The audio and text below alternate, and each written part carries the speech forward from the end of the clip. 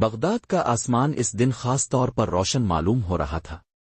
بیت الحکمت کے بلند و بالا دروازے کے پیچھے ایک دنیا آباد تھی، علم کی دنیا۔ جیسے ہی وہ دروازہ کھلتا یوں محسوس ہوتا تھا کہ انسان وقت کے دریا میں بہتے ہوئے ماضی کے کسی عظیم عہد میں جا پہنچا ہے۔ اندر داخل ہوتے ہی کتابوں کے انبار اور علمی خاکے نظر آتے تھے۔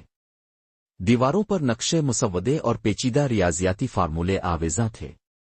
اسکالرز کی سرگوشیاں کسی ساز کی مانند فضا میں گونج رہی تھیں۔ کہیں فلسفی یونانی دانش کو عربی میں ڈھال رہے تھے تو کہیں ماہرین فلکیات ستاروں کے اسرار پر بحث کر رہے تھے۔ کونے میں ایک بزرگ عالم سفید داڑھی میں قلم تھامے کسی دقیق مسئلے پر نوٹس لکھ رہے تھے۔ ان کے ارد گرد نوجوان شاگرد سوالات کر رہے تھے اور استاد مسکراتے ہوئے نہایت سادگی سے ان کے سوالوں کے جوابات دے رہے تھے۔ ایسا لگتا تھا جیسے بیت الحکمت میں الفاظ کی شکل میں علم کی ندیاں بہہ رہی ہوں اور ہر لفظ ذہنوں میں روشنی پیدا کر رہا تھا۔ دربار کا ماحول اپنی جگہ دلفریب تھا۔ قالین زمین پر بچھے تھے، دیواروں پر سنہری نقش و نگار جھلملاتے تھے اور ستونوں پر سونے کی ملمہ کاری دربار کی عظمت کو نمایاں کر رہی تھی۔ دربار کے بیچ خلیفہ مسند پر بیٹھے اپنے درباریوں اور ماہرین فنون و علوم سے گفتگو کر رہے تھے۔ طبیب ابن سینا اپنی نئی تحقیق پر گفتگو کر رہے تھے اور دربار میں موجود فلسفی یونانی حکمت کے اصول بیان کر رہا تھا۔ ہارون الرشید گہری توجہ سے ان کی باتیں سن رہے تھے۔ ان کے چہرے پر فخر اور اطمینان کا ملا جلا تاثر تھا، جیسے وہ جانتے ہوں کہ ان کے دربار میں بیٹھے یہ لوگ آنے والے زمانے کو بدلنے والے ہیں۔ اسی دوران بغداد کی ایک گلی کے کونے میں ایک چھوٹے سے مکان میں ابن الہثم اپنی تجربہ گاہ میں محو تھے۔ کمرے میں مکمل تاریکی تھی، صرف ایک چھوٹے سوراخ سے روشنی اندر آ رہی تھی۔ دیوار پر پڑنے والی الٹی تصویر کو وہ گہری نظروں سے دیکھ رہے تھے۔ ایک لمحے کو ان کا ہاتھ رک گیا۔ انہوں نے غور سے دیوار پر پڑتی روشنی کا زاویہ بدلا اور پھر جلدی سے نوٹس لکھنے لگے۔ ان کے ہونٹوں پر ہلکی سی مسکراہٹ تھی، وہ جان چکے تھے کہ روشنی کے سفر کا راز کیا ہے۔ وہ جان گئے تھے کہ آنکھ کس طرح دیکھتی ہے اور یہی راز مستقبل میں کیمرے کی بنیاد بننے والا تھا۔ کچھ ہی فاصلے پر الخوارزمی اپنی میز پر بیٹھے الجبرا کے پیچیدہ فارمولے لکھ رہے تھے۔ مسودے پر ہندسی اشکال اور پیچیدہ مساواتیں درج تھیں۔ وہ سوچ میں ڈوبے، کبھی فارمولے کو دیکھتے تو کبھی قلم اٹھا کر کوئی نئی ترکیب لکھتے۔ ان کے شاگرد کچھ فاصلے پر آپس میں بحث کر رہے تھے۔ الجبرا کے کسی مشکل سوال پر ان میں اختلاف پیدا ہو چکا تھا۔ الخوارزمی نے مسکرا کر ان کی طرف دیکھا اور چند جملے کہے۔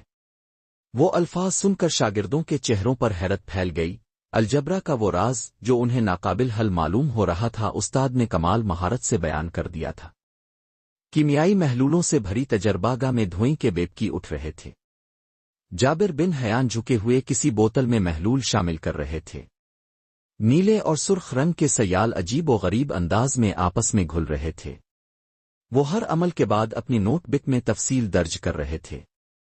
ان کے چہرے پر سنجیدگی اور آنکھوں میں تجسس کی چمک تھی۔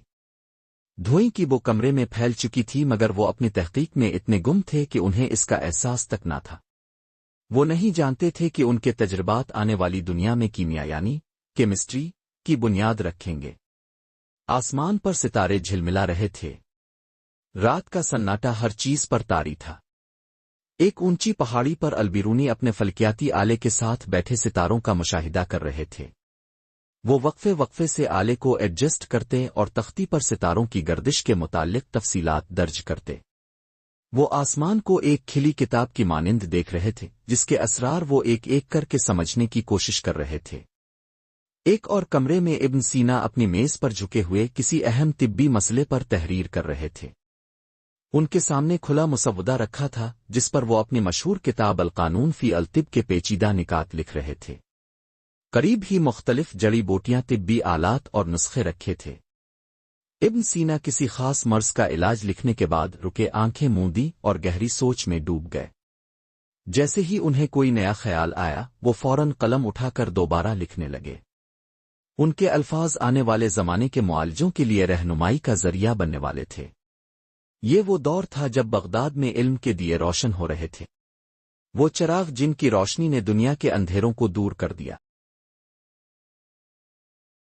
جی ہاں دوستو، امید ہے کہ آپ کو یہ ویڈیو بہت پسند آئی ہوگی۔ اگر آپ کو یہ ویڈیو اچھی لگی ہو تو برا کرم اسے لائک کریں، اپنے دوستوں کے ساتھ شیئر کریں اور ہمارے چینل کو سبسکرائب کرنا ہرگز نہ بھولیں۔